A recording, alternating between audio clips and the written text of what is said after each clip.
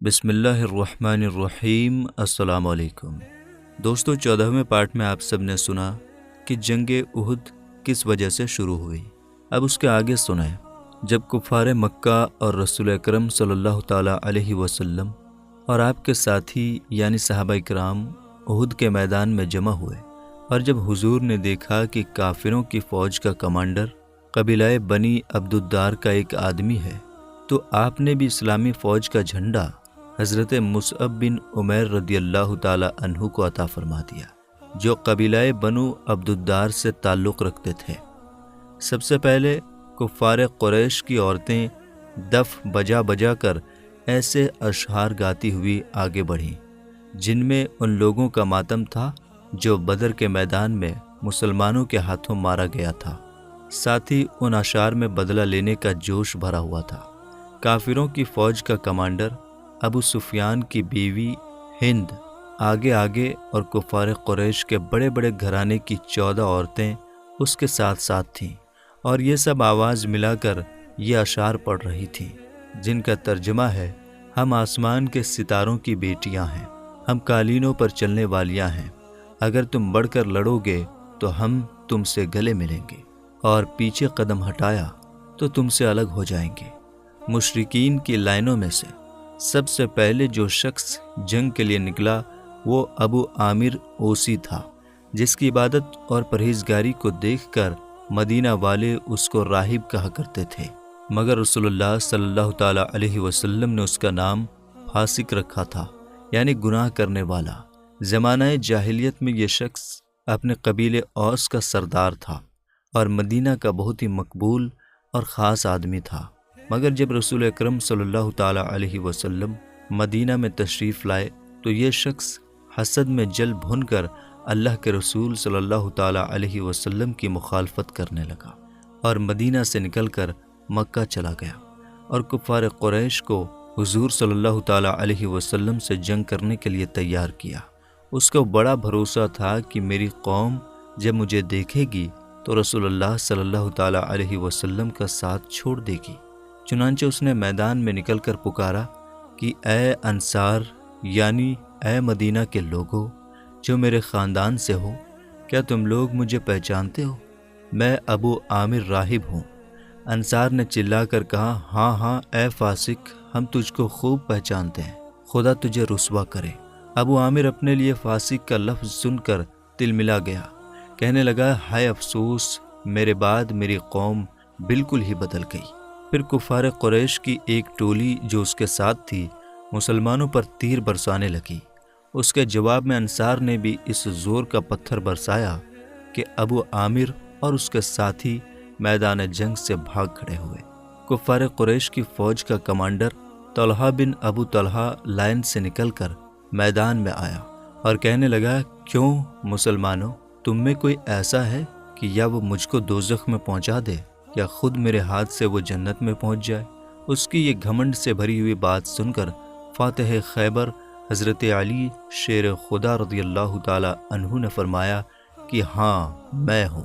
یہ کہہ کر حضرت علی نے تلوار کے ایک ہی وار سے اس کا سر پھاڑ دیا اور وہ زمین پر تڑپنے لگا، اور شیر خدا منہ پھیر کر وہاں سے ہٹ گئے۔ لوگوں نے پوچھا کہ آپ نے اس کا سر کیوں نہیں کاٹ لیا؟ حضرت علی نے فرمایا کہ جب وہ زمین پر گرا تو اس کی شرمگاہ کھل گئی، اور وہ مجھے قسم دینے لگا کہ مجھے معاف کر دیجیے۔ اس بے حیا کو بغیر ستر دیکھ کر مجھے شرم آ گئی، اس لیے میں نے منہ پھیر لیا۔ طلحہ کے بعد اس کا بھائی عثمان بن ابو طلحہ مسلمانوں کو طعنہ دیتے ہوئے شعر پڑھا اور حملہ کر دیا۔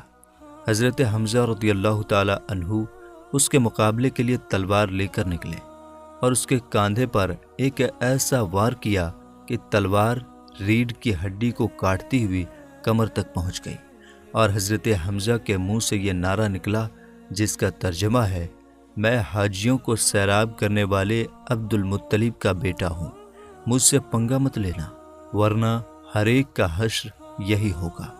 اس کے بعد مکمل طور پر جنگ شروع ہو گئی، اور میدان جنگ میں خون کا بازار گرم ہو گیا۔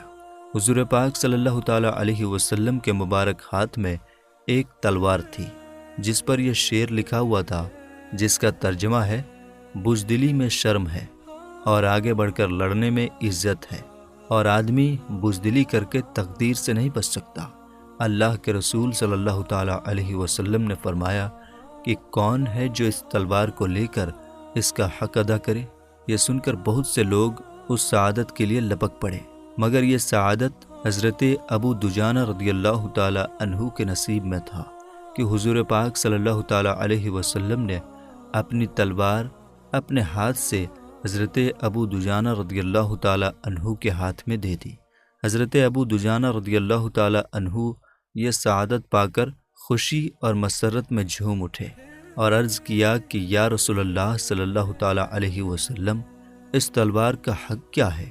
اللہ کے رسول نے ارشاد فرمایا کہ تو اس سے کافروں کو قتل کرے یہاں تک کہ یہ ٹیڑھی ہو جائے۔ حضرت ابو دجانہ رضی اللہ تعالیٰ عنہ نے عرض کیا کہ یا رسول اللہ صلی اللہ تعالیٰ علیہ وسلم، میں اس تلوار کو اس کے حق کے ساتھ لیتا ہوں۔ پھر وہ اپنے سر پر ایک لال رنگ کا رومال باندھ کر اکڑتے اور اتراتے ہوئے میدان جنگ میں نکل پڑے اور دشمنوں کی لائنوں کو چیرتے ہوئے اور تلوار چلاتے ہوئے آگے بڑھتے چلے جا رہے تھے کہ ایک دم ان کے سامنے ابو سفیان کی بیوی ہند آ گئی۔ حضرت ابو دجانہ رضی اللہ تعالیٰ عنہ نے ارادہ کیا کہ اس پر تلوار چلا دیں، مگر اس خیال سے تلوار ہٹا لی کہ رسول پاک صلی اللہ تعالیٰ علیہ وسلم کی مقدس تلوار کے لیے یہ شان نہیں کہ وہ کسی عورت کا سر کاٹے۔ حضرت ابو دجانہ رضی اللہ تعالیٰ عنہ کی طرح حضرت امیر حمزہ اور حضرت علی مرتضیٰ رضی اللہ تعالیٰ عنہما بھی دشمنوں کی لائنوں میں گھس گئے اور کفار کا قتل عام شروع کر دیا۔ حضرت حمزہ رضی اللہ تعالیٰ عنہ بہت ہی جوش میں تلوار مارتے ہوئے آگے بڑھتے جا رہے تھے۔ اسی حالت میں صبا گبشانی سامنے آ گیا۔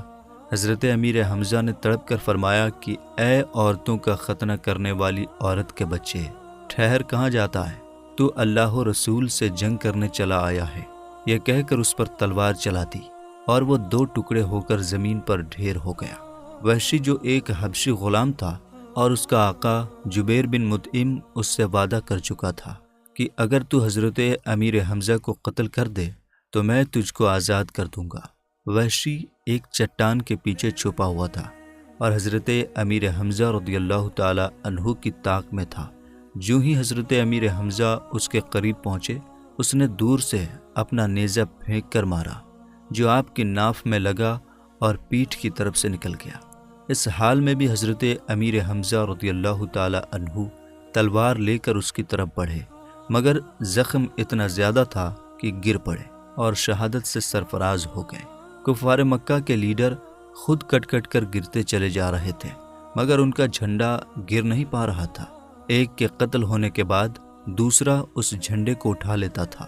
ان کافروں کے جوش و خروش کا یہ حال تھا کہ جب ایک کافر نے جس کا نام ثواب تھا مشرکین کا جھنڈا اٹھایا تو ایک مسلمان نے اس کو اس زور سے تلوار ماری کہ اس کے دونوں ہاتھ کٹ کر زمین پر گر پڑے، مگر اس نے اپنی قوم کے جھنڈے کو زمین پر گرنے نہیں دیا، بلکہ جھنڈے کو اپنے سینے سے دبائے ہوئے زمین پر گر پڑا۔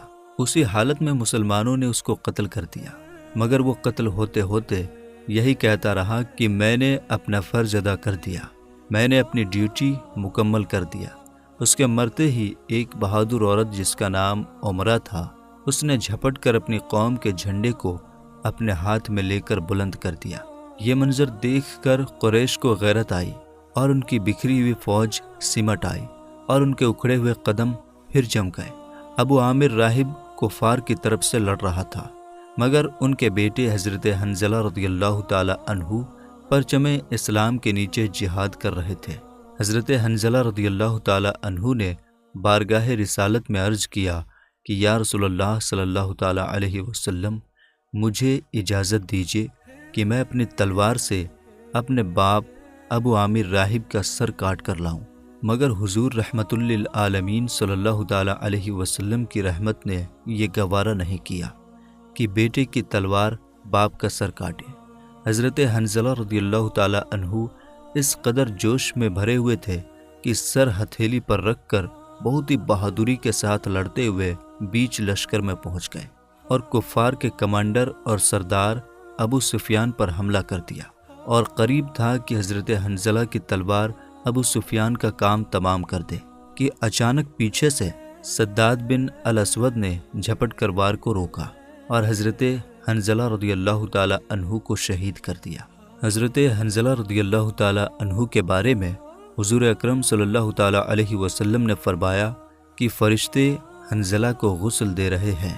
جب ان کی بیوی سے ان کا حال پوچھا گیا تو اس نے کہا کہ جنگ احد کی رات میں وہ اپنی بیوی کے ساتھ سوئے ہوئے تھے، غسل کی حاجت تھی، مگر دعوت جنگ کی آواز ان کے کان میں پڑی تو وہ اسی حالت میں جنگ میں شریک ہو گئے۔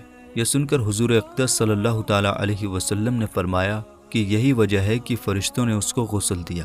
اسی واقعے کی وجہ سے حضرت حنظلہ کو غسیل الملائکہ کے لقب سے یاد کیا جاتا ہے۔ اس جنگ میں مجاہدین، انصار اور مہاجرین بڑی بہادری سے لڑتے رہے، یہاں تک کہ مشرکین کے پاؤں کھڑ گئے۔ حضرت علی اور حضرت ابو دجانہ اور حضرت سعد بن ابی وقاص رضی اللہ تعالی عنہ وغیرہ کے حملوں نے مشرکین کی کمر توڑ دی۔ کفار کے تمام کمانڈر عثمان، ابو سعد، مصافع، طلحہ بن ابی طلحہ وغیرہ ایک ایک کر کے کٹ کٹ کر زمین پر ڈھیر ہو گئے۔ کفار کو ہار ہو گئی اور وہ بھاگنے لگے، اور ان کی عورتیں جو اشعار پڑھ پڑھ کر کافروں کی فوج کو جوش دلا رہی تھی، وہ بھی بدحواسی کی حالت میں اپنے ایزار اٹھائے ہوئے ننگے پاؤں بھاگتی ہوئی پہاڑوں پر دوڑتی ہوئی چلی جا رہی تھی، اور مسلمان قتل میں مشغول تھے۔ کفار کی بھگدڑ اور مسلمانوں کی کامیابی کا یہ منظر دیکھ کر وہ 50 تیر انداز مسلمان جو تنگ راستے کی حفاظت پر لگائے گئے تھے، وہ بھی آپس میں ایک دوسرے سے یہ کہنے لگے کہ غنیمت لوٹو، تمہاری جیت ہو گئی۔ ان لوگوں کے افسر حضرت عبداللہ بن جبیر رضی اللہ تعالی عنہ نے بار بار روکا اور حضور صلی اللہ تعالی علیہ وسلم کا فرمان یاد دلایا، اور حضور صلی اللہ تعالی علیہ وسلم کے فرمان کی مخالفت سے ڈرایا، مگر ان تیر انداز مسلمانوں نے ایک نہیں سنی اور اپنی جگہ چھوڑ کر مال غنیمت لوٹنے میں مصروف ہو گئی۔ لشکر کفار کا ایک افسر خالد بن ولید پہاڑ کی اونچائی سے یہ منظر دیکھ رہا تھا۔ جب اس نے دیکھا کہ پہرے داروں سے تنگ راستہ خالی ہو گیا ہے تو فوراً ہی اس نے تنگ راستہ سے فوج لا کر مسلمانوں کے پیچھے سے حملہ کر دیا۔ حضرت عبداللہ ابن جبیر رضی اللہ تعالی عنہ کچھ بہادروں کے ساتھ بہت ہی بہادری کے ساتھ مقابلہ کیا، مگر یہ سب کے سب شہید ہو گئے۔ اب کیا تھا؟ کافروں کی فوج کے لیے راستہ صاف ہو گیا۔ خالد بن ولید نے زبردست حملہ کر دیا۔ یہ دیکھ کر بھاگتی ہوئی کفار قریش کی فوج بھی پلٹ پڑی۔ مسلمان مال غنیمت لوٹنے میں مصروف تھے۔ پیچھے پھر کر دیکھا تو تلواریں برس رہی تھیں، اور کفار آگے پیچھے دونوں طرف سے مسلمانوں پر حملہ کر رہے تھے، اور مسلمانوں کا لشکر چکی کے 2 پارٹوں میں دانے کی طرح پسنے لگا، اور مسلمانوں میں ایسی بدحواسی پھیل گئی کہ اپنے اور بیگانے کا فرق نہیں رہا۔ خود مسلمانوں کی تلواروں سے قتل ہوئے۔ چنانچہ حضرت حذیفہ رضی اللہ تعالی عنہ کے والد حضرت یمان رضی اللہ تعالی عنہ خود مسلمانوں کی تلوار سے شہید ہوئے۔ حضرت حذیفہ رضی اللہ تعالی عنہ چلاتے رہے کہ اے مسلمانوں، یہ میرے باپ ہیں، مگر کچھ عجیب بدحواسی پھیلی ہوئی تھی کہ کسی کو کسی کا دھیان ہی نہیں تھا، اور مسلمانوں نے حضرت یمان رضی اللہ تعالی عنہ کو شہید کر دیا۔ تو میرے دوستو، ابھی جنگ احد کا واقعہ ختم نہیں ہوا ہے۔ ملیں گے انشاءاللہ تعالی پھر اگلی ویڈیو میں۔ السلام علیکم، اللہ حافظ۔